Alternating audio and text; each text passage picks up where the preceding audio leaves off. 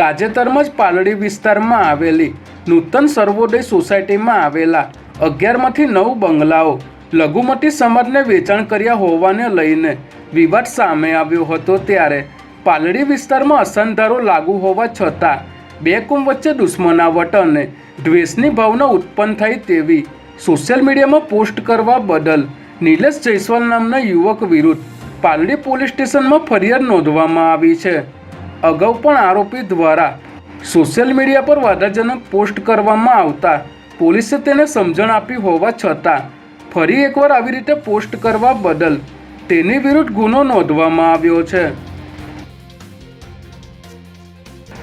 અમદાવાદના Kalupur railway overbridge પર municipal કોર્પોરેશનની માલિકીની 8 દુકાનો ધરાશાયી થઈ હતી।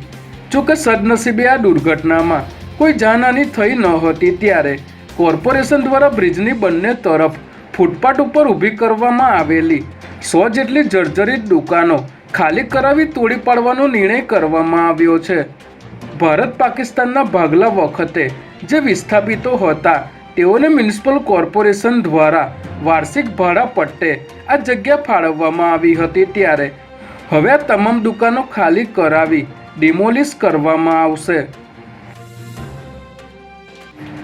ગુજરાત ભાજપના નવા પ્રદેશ પ્રમુખ અને રાજ્યના મંત્રી જગદીશ વિશ્વકર્માએ આજથી ગુજરાત ભ્રમણની શરૂઆત કરી છે, જેમાં તેઓએ આજે અંબાજી ખાતે માતાજીના દર્શન કરીને ગુજરાત પ્રવાસનો પ્રારંભ કર્યો હતો। ત્યારબાદ તેઓ પાલનપુર ઊંઝામાં આવેલ ઉમિયા માતાજીના દર્શન કરી મહેસાણા થઈને સાંજે ગાંધીનગરના ગિફ્ટ સિટી ખાતે યોજાનારા નમોત્સવ કાર્યક્રમમાં હાજરી આપવાના છે। ત્યારે પ્રદેશ પ્રમુખે ફૂલહારને બદલે વિદ્યાભ્યાસના ચોપડા અને પુસ્તકો સ્વીકારવાની નવી પહેલ કરી છે, જે જરૂરિયાતમંદ બાળકોને વિતરણ કરવામાં આવશે।